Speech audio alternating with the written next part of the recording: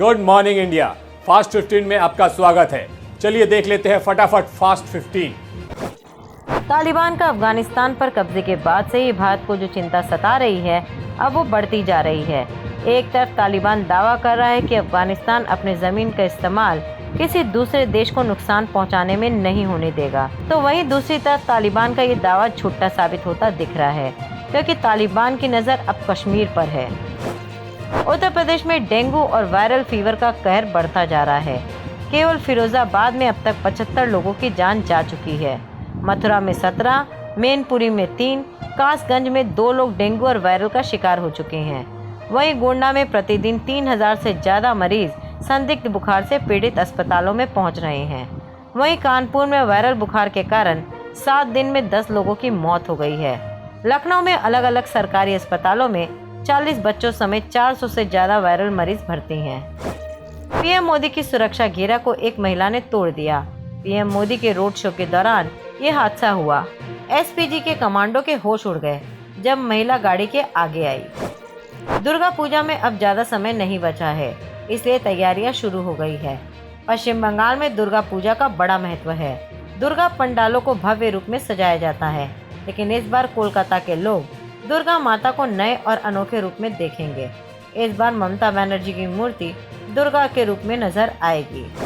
TV actor Siddharth Shukla के निधन के बाद सेलेब्स सोशल मीडिया पर सिद्धार्थ को श्रद्धांजलि दे रहे हैं। इस बीच एक्ट्रेस सिंगर जसलीन माथुर ने सिद्धार्थ शुक्ला को इंस्टा पोस्ट शेयर कर श्रद्धांजलि दी, जिस पर एक यूजर ने कमेंट कर जसलीन को ही मरने की दुआ कर डाली। जसलीन ने भी इस बात का करारा जवाब दिया। अफगानिस्तान में तालिबान नई सरकार बनाने की तैयारी में जुटी है। खबर आई थी आज तालिबान नई सरकार के गठन का ऐलान कर सकती है, लेकिन अब खबर ये आई है कि आज नई तालिबान सरकार का ऐलान नहीं होगा। सूत्रों के मुताबिक पता चलता है कि अभी तालिबान सरकार के ऐलान में 1-2 दिन का वक्त और लग सकता है। दरअसल तालिबान करीब 10 दिनों से नई सरकार बनाने की रणनीति तैयार कर रहा है। पूर्व कांग्रेस अध्यक्ष और सांसद राहुल गांधी केंद्र की मोदी सरकार पर ट्विटर के जरिए हमलावर बने हुए हैं।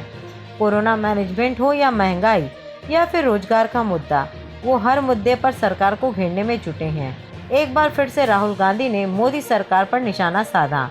उन्होंने आरोप लगाया है कि नरेंद्र मोदी सरकार रोजगार के लिए हानिकारक है, क्योंकि वो लोगों की नौकरियां छीनने में लगी है।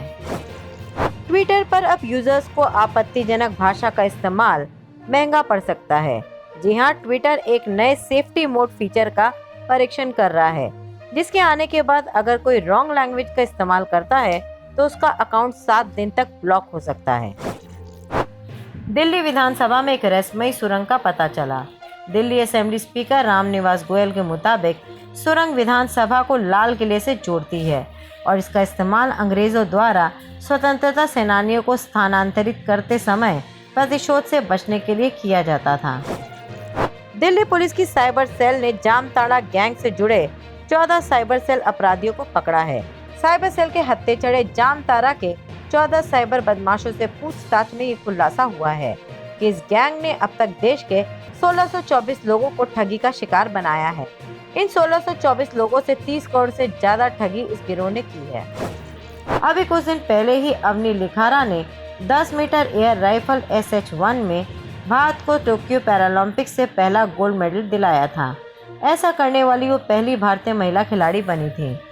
मगर अब ऐसा लगता है कि अवनी यहाँ रुकने वाली नहीं, क्योंकि 3 सितंबर की सुबह 50 मीटर एयर राइफल SH-1 स्पर्धा में अवनी लिखारा ने ब्रॉन्ज मेडल अपने नाम कर लिया है।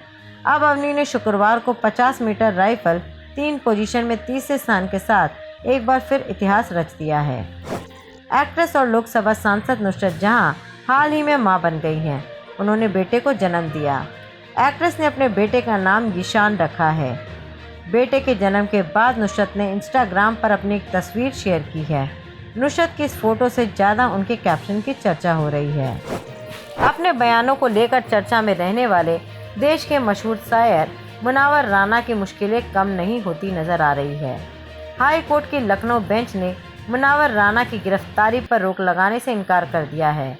हाई कोर्ट की 2 सदस्यीय खंडपीठ ने FIR रद्द करने की याचिका भी खारिज की है।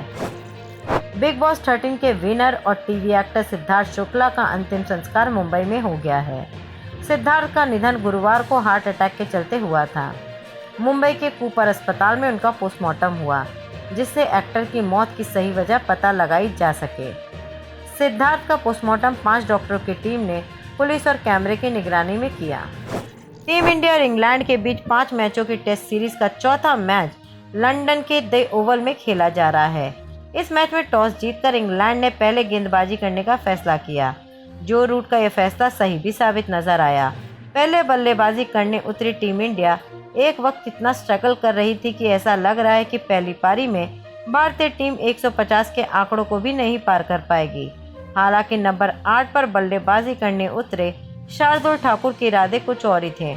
उन्होंने ताबड़तोड़ बल्लेबाजी कर टीम का स्कोर 191 रनों तक पहुंचाने में अपना महत्वपूर्ण योगदान दिया।